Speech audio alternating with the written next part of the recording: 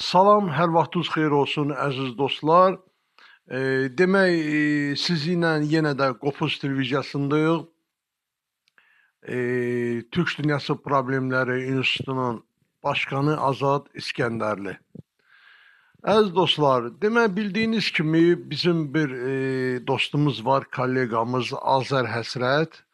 Azər Həsrət belə bir ifadə işlədib ki, demək İslam dini Türk dünyasına bəla gəldi. Yəni Türkü parçaladı, dağıtdı. Bundan sonra müxtəlif adamlar başladılar Azər Həsrəti sözlərini, bir çoxları onun sözlərini deformasiya şəklinə salıb özlərinə reyting qazanmaqdan ötürü müxtəlif internet televiziyalarında müxtəlif cür çıxışlar eləyirlər. Tərbiyəsiz də var, tərbiyəsizi də var. Güya ki, bunlar nəsə çox bir şey bilirlər. Ona görə də həmin bu Azər Həsrətin münasibətinə bunlar da öz sözlərini deyirlər. Çoxsu da publikaya oynayır, ay İslam dini belə falan. Amma əslinə qalanda gəlin biz Azər Həsrətin, mən yenə bağışlayıcı istəyirəm sözünüzü burada qoymağını kəsirəm, bir dəqiqə möhtərizədə qoy söz deyəcəm. Mən heç kimin sözünə, heç kimin şəxsinə, şəxsiyyətinə toxunan söz danışmamışam heç vaxtı. İndi də danışmaq istəmirəm. Nə də ki, mən indi bu dəqiqədə bunu Azər Həsrəti sevdiyimdən demirəm. Yəni, bunu düzgün başa düşün. Halbuki Azər Həsrəti çox istəyirəm xətrində və illərlədir biz bir yerdə, bir istiqamətdə yürüyürük, çalışırıq. Yəni, bilmək istəyənlərə demək istəyirəm ki, bəli, mən o xətrini çox istəyirəm. Amma indiki mənim bu çıxışım, mənim bu dediyim sözlər onu çox istədiyimə görə deyil. Onun fikrinə münasibət bildirəcəm və digərlərinin də. Ömrümün yarısından çoxunu Türk dünyasının birləşməsi üçün qoyan və bu yollarda başı min cür məşəqqətlər çəkən bir şəxs olaraq mən, Azad İskəndərli, demək istəyirəm ki, Azər Həsrətin fikri, ifadə etdiyi sözlər, fikirlər tamamilə doğrudur. Bunu heç kim deformasiya şəklində salmasın. İndi mən bunu sübutlarla sizə göstərməyə çalışacağım. Əziz millətim, sizdən bir söz soruşum. İnsan dünyaya gəlir, məsələn, 6 aylıq, 3 aylıq uşağın dini nədir? Dini mi var mı onun? Yox. Düzdür mü? Milləti nədir? Milləti var. Milləti var. Yarım saat bundan öncə dünyaya gəlmiş körpənin dini yoxdur, amma milləti var. Sən ona deyə bilməzsən yarım saat bundan qabaq dünyaya gəlmiş körpəyə ki, bu müsəlmandır. Çünki sən bilmirsən o nə olacaq. Amma milləti aydın məsələdir, üstündədir. Demək, bu nə deməkdir? Çoxlar da deyib, mən yenə də buradan təkrar eləyəcəm. Din seçimdir, millət seçim deyil. Sən milləti seçə bilmərsən, dini seçə bilərsən. Ona görə də bu seçilən bir şey üçün seçilməyən şeylərə qurban vermək axmaqlıqdır, ağılsızlıqdır. Heç kim, heç kimin inancına heç nə demir. Mən əminəm ki, Azər Həsrət də heç vaxtı kimisə inancına heç nə deməz. Lap mən özüm, mənim nəyimə lazımdır ki, kim hansı inanca inanır. Azər Həsrət də eyni ilə. Tək müsəlman dini deyil. Bütün dinlər hamısı bəşəriyyətə bəla gəldi. Çünki bütün dinlərin hamısını imkanlı adamlar, zadəganlar, şahlar, krallar, nə bilim, imperatorlar əllərində istismar vasitəsi kimi istifadə eləyib, insanları istismar eləyiblər. Azər Həsrətin əslində dediyi məqsəd bu olub.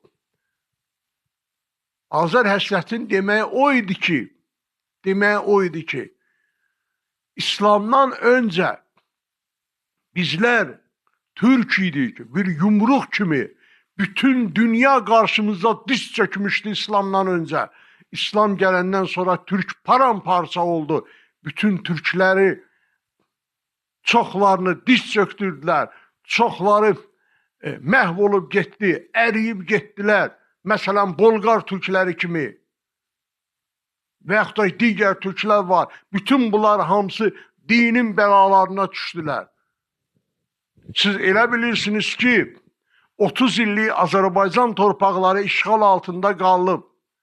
Nə qədər şəhidlərimizi vermişik.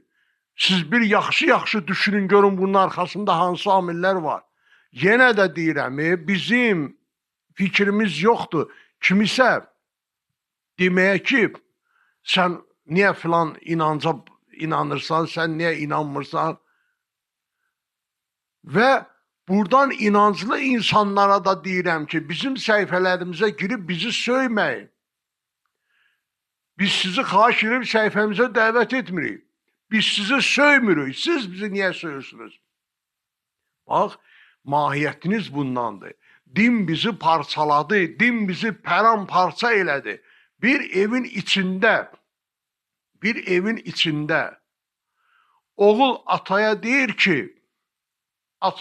ki, sən 5 vaxt namaz qılmalısan, sən nə bilim mən siğə eləməlisən, sən nə bilim nağarmalısan, nə eləməlisən. Ata oğula deyəndə ki, ay oğul sən düz yolla deyilsən, bu insanlığa yaraşmaz, hətta bu dinin özündə belə yoxdur. Dinin özündə belə yoxdur.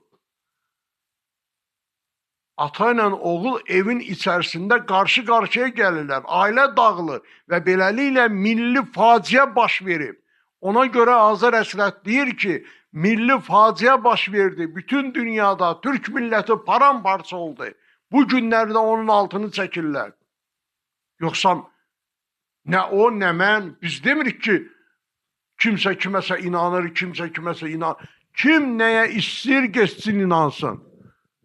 Kim nəyə istəyir geçsin, hansı yolla, hansı inanclara inanır, özü işidir. Biz qarışmırıq. Biz sadəcə olaraq insan kimi kənardan durub bu baş verən hadisələrə münasibət bildirir.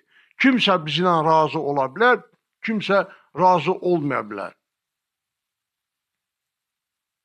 Yəni sizin durub buradan linç eləmək kimsə. İndi bax, bir sizə bir şey indi mən buradan göstərəcəm. Amma sən götürəsən bu ölkədə dinimizi təhqir edir. Ya deyərsən ki, Türklüğün başına gələn ən böyük bəla İslam olandan sonra başlanır. Azər Həsrətin açıqlaması. Ayıbdır Zahir bəy. Bu adam anında həbs olunmalıdır. Bu adam Azərbaycan konstitusiyasında etnik qarşıdurmanı və dini qarşıdurmanı təbliğ edən maddə ilə ittiham olunmalıdır. Bu cür adamlar dərs olmalıydı, amma heç bir cəzalanmır. Şəxsi fikri deyil. Şəxsi fikri buna nə daxil var? Keçsin şəxsi fikri evində qonaqlıqda danışsın, bağçalarında bir dənə mikrofon olsun danışsın. Sən onu televiziyadan xalqın gözünə baxa-baxa danışırsan. Milyonlarla insanların ruhunu incidirsən. Sənin ixtiyarın var ki, milyonlarla insanların ruhunu incidəsən, onları təhqir eləyəsən. Bu gündə Azərbaycanda görün nə durum yaranıb ki, Zahir bəy. Açıq-açığına dinimiz belə təhqir olunur. Milli kimliyimizə qarşı açıq-açığına savaş var bu ölkədə, Zahir bəy. Gördünüzmü də? Bu adamın adı, indi bilmirəm, Cahandardır deyir orada, Cahandar. Adı bunun Cahandardır. Bu adam görürsüz nədir? Bir Azər Həsrət bizim milli kimliyimizi xəyanət eləyib. Azər Həsrət həbs olunmalıdır. Bu bunun fikridir. Demək, sizə bir söz deyim mən. Bu adamı mən 1991-ci ildən, 90-cı ildən, daha doğrusu 88-ci ildən, indi mən hərbi xidmətə getdim Sovet ordusunda, 88-ci ildən mən bu ictimai siyasi fəaliyyətlərin içərisindəyəm. Mən belə bir adamı görməmişəm, nə də tanımıram. Məni köhnələr hamısı tanıyır. İctimai siyasi adamlar, siyasi partiya rəhbərləri. Bu adamı mən tanımıram. Bunu hardasa 6 ay, 1 ilə yaxındır ki, 2 dənə internet kanalları var, orada danışır, tez-tez pafosla da danışır, belə bir səs tonu ilə falan filan və ilaxır. Bu gör nə deyir? Bu deyir ki, Azər həsrət bizim milli kimliyimizi xəyanət edir. Azər həsrət əgər deyirsə ki, İslam dini Türk dünyasına bəla gəldi, bu milli kimlikdir, İslam bizim milli kimliyimizdir, özün də adını da qoyub, Türkçüdür güya bu. İslam dini bizim milli kimliyimizdir. İslam dini Ərəb vəhşilərinə, vəhşi ərəblərə, indi deyirsiniz Allah yollayıb. Sizin fikrinizlə bizim heç bir şeyimiz yoxdur. Göndərilmiş dindir. Belə deyək də, sizin dilinizdə deyirəm ki, mən öz fikrimi deyirəm, birdən acığız gələr, inciyərsiniz, sizin dilinizdə deyirəm. Qardaş, bu bizim milli kimliyimiz deyil axı. Onda bir sual olunur. Cahandar və yaxud da ki, bunun kimlər niyə Azər həsrəti linç eləməyə çalışırlar? Reyting. Bax, ona görə də Azər həsrət deyir ki, din insanları parçaladı. Görürsünüz, bu adamlar dindən istifadə eləyib. Bir çox adamları necə əllərini almağı bacarırlar, publika işləyirlər. Publikaya. Ki, cəmaatı əllərinə salsınlar, özlərinə inandırsınlar, etibar eləsin, hamı bunların çıxışlarının altından gözəl sözlər yazsınlar, reytingləri qalxsın. Bax, Azər həsrətin dediyi də budur. Çünki bundan su istifadə eləyirlər özləri üçün. İstismar eləyirlər dini. Məsələ bundan gedir. Bizim də dediyimiz, istər Azər həsrət olsun, istər Azad İskəndərli olsun, bizim dediyimiz məsələlər, sözlər budur. Bununla bağlıdır. Ki, din Türk dünyası üçün bəla gəldi. İslam dini, tarixi yaxşı bilənlər bilir. İslam dini heç bir zaman Türk'ü şərəfləndirməyib. İslam dinini Türklər şərəfləndirib. Tarix yazır ki, 939-cu ildə dünyaya daha bir dahi Azərbaycan Türkü gəldi. Toğrul bəy, Səlcuqlar imperatoru. Əgər Toğrul bəy İraqa səfər etməsəydi, İraqda İslam xəlifəsi öz qızıl xələtini çıxarıb Toğrul bəyin çiyinini atdı və ona dedi ki, İslamın xəlifəsi sən ol, Toğrul bəy imtina etdi. Dedi, İslamın xəlifəsi ərəb olub, ona görə də burada olsun. Və sizin və Toğrul bəyin qanadları altında bu İslam dini başladı inkişaf eləməyə. Ondan da sonraki dönəmlərdə düz günümüzə qədər İslam dininə dəstəyi qoruyub, saxlayanı da türklərdir bugün. İstər Orta Asiya olsun, istər Türkiyə türklər olsun, istər digər türklər. Necə yəni? Siz deyirsiniz ki, mən Türk deməyə qorxuram özümdən. Mən Türk deməyim özümə, nə var sən varsan. Mən Yaqut türkləri var ha, Yaqutistan. Rusiyada Yakutiya deyirlər. O türkə mən qardaş deməyim. Niyə? Nə var ki, bu xristiyandır və yaxud da ki, hansısa heyvana inanır, biri hansısa. Mənə heç kimin, heç bir türkün inancının mənə heç bir aidiyyəti yoxdur. Mənim bildiyim bir şey vardır, o da türkdür, onun olmağıdır. Türkdürsə qardaşımdır. Dinindən asılı olmayaraq. Ona görə də hər şeyi deformasiya şəklinə salıb insanları çaşdırmayın. Bizim dediklərimiz, bizim istəklərimiz bax budur. millət kimi formalaşmalı, birləşməlidir. Yumruq kimi bütün dünya türkləri birləşməlidir ki, Türkün düşməni onların qarşısında dinc çöksün.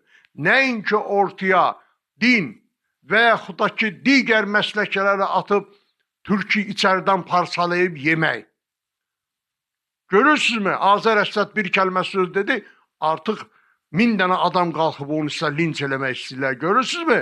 Necə parçalanırdı? Bax, bizim dediyimiz budur. Türkü necə bir-birinə düşmən eləyirlər. Mən də çox danışmaq istəmirəm, bu barədə ümumiyyətlə çox danışmaq olar. Mən də çox danışmaq istəmirəm, onu demək istəyirəm ki, indi dedim, bir daha da təkrar edirəm. Heç bir dünya türklərinin, heç birinin dini, inancı bizim üçün maraqlı deyil. Bizim qardaşımız olmaqdan ötürü insanın türk olmağı yetərlidir. Çox sağ olun, təşəkkür edirəm. Tanrı Türkü qorusun, Tanrı Azərbaycanı qorusun.